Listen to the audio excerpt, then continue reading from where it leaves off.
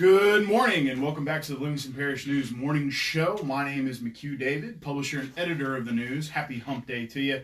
Welcome to the midweek announcements. We are going to get started. We appreciate you joining us. If you're watching us live, thank you for that. If you are listening to us later or checking us out on YouTube, we appreciate that as well. If you miss any of these shows, we post them on our website, www.livingstonparishnews.com/podcast. You can find either an audio or video version there. If you don't have time to watch us live in the morning, appreciate any support that you can give us. We are also on Facebook, Twitter, LinkedIn, Instagram, and YouTube. We are online, as mentioned, www.livingstonparishnews.com. We are $5 a month there. It's $7 a month for the print edition. That's on Thursdays. It's once a week. Or we're $56 a year for that.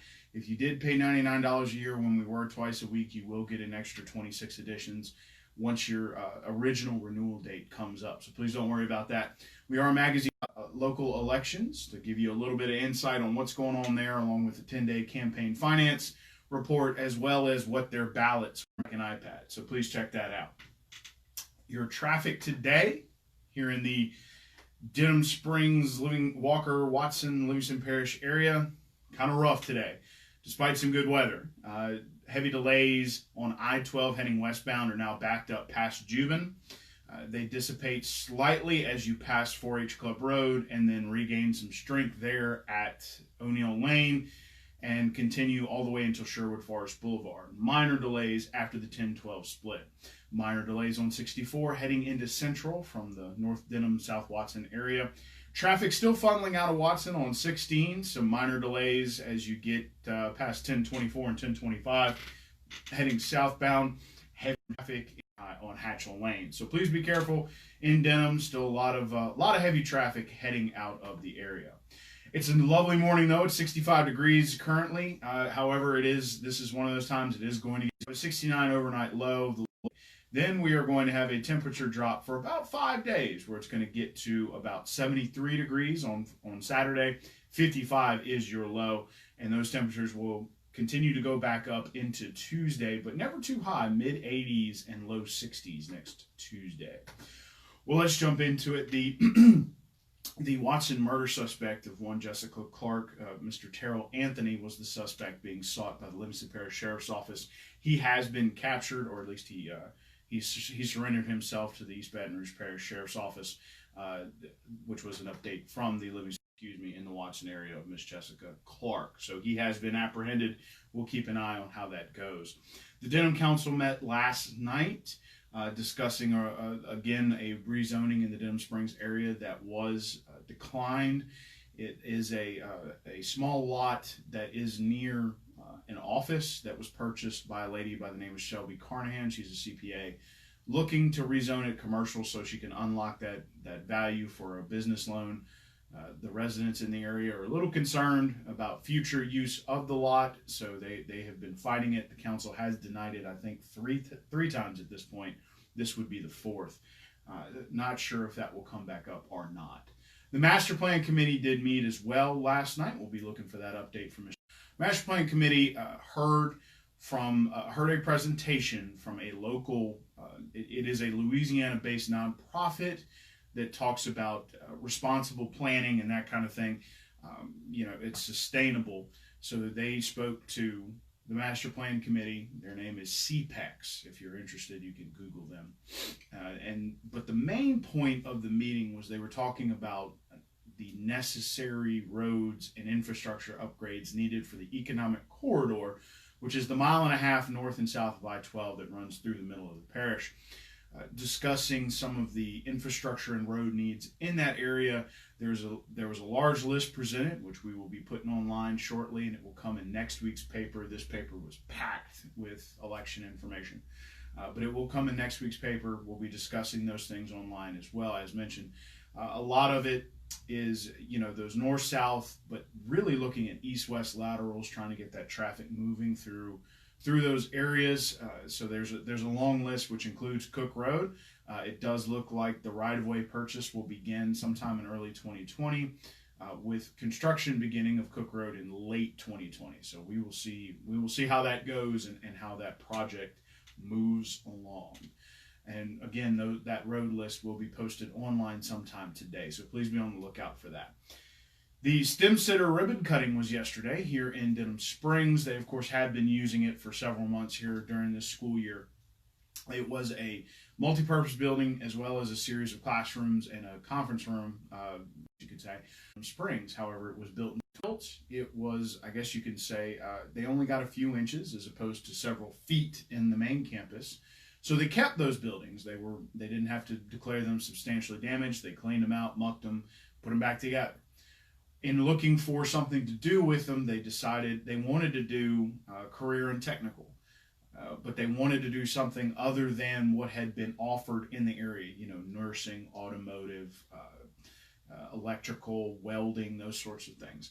So they came up with this Science and Tech Center where they have introduction to engineering, digital storytelling, introduction to robotics, videography. They have several things they're offering in there that are new age sort of things, preparing these kids for the workforce that is coming, or that is really kind of already here.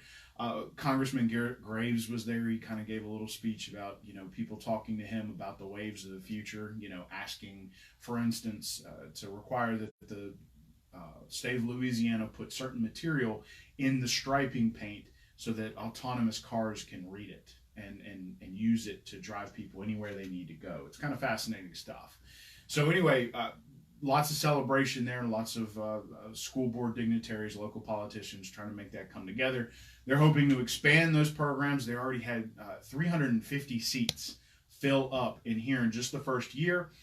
Mr. Jody Purvis, who is now an assistant superintendent, but at the time of this inception was director of curriculum, cited Mr. Kelly Jones, former principal of Denham Springs High, who is now the curriculum director, as pushing this and pushing it among the kids from last year who are now in these programs. So in a very interesting building, a lot of good things to say. Future, Mr. Buddy Mincy Jr., who is the president of the school board, was definitely pushing for. It'll be interesting to see how they handle expansion of that STEM center. So we'll be keeping an eye on that. Staying in Denham Springs last night, the Lady Jackets played St. Joseph's in volleyball. St. Joseph's overwhelmed them a little bit. They swept the series, so Denham will be looking to rebound going into their next match. This week, please remember, we will be recording our football podcast today. I'll be sitting down with William and Rob, and we'll talk all things football. We're going to try to get that turned around either this afternoon or tomorrow morning because Albany plays tomorrow. They're an early game. We'll have some Thursday games coming up, so we'll be releasing that podcast early. The Denham Springs High School Theater Department is going to be putting on a Stranger Things themed, haunted house, October 11th and 12th. That would be this Friday and Saturday. It will be later on in the evening, of course, and you'll be kind of going through a haunted house. And if you've seen Stranger Things, it's sort of an 80s side. We'll be at Denham Springs High School campus on October start time. And it'll be $6, $5 if you have a Denham Springs student ID, and it is from 7 p.m. to 11 p.m. both nights. So there you go, 7 to 11 p.m., October 11th and 12th, $6 at the door, $5 if you are a student. Springfield High School hosted their annual bonfire before their homecoming game. Mr. David Gray got out there and covered it. It's a very small town vibe, but those guys love it, and they've been doing it for years, and it's a great celebration. It's a lot of fun. You can check out the photo gallery that David took. It's online at www.livingstonparishnews.com/living. Finally, as mentioned, we hosted our 37th annual Spelling Bee. That would be the News's 37th annual Spelling Bee last night at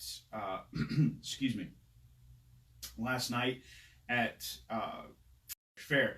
And we appreciate Miss Lynn Sibley and the fair hosting us. Mr. Colin Sprouse of North Corbin Junior High was our winner.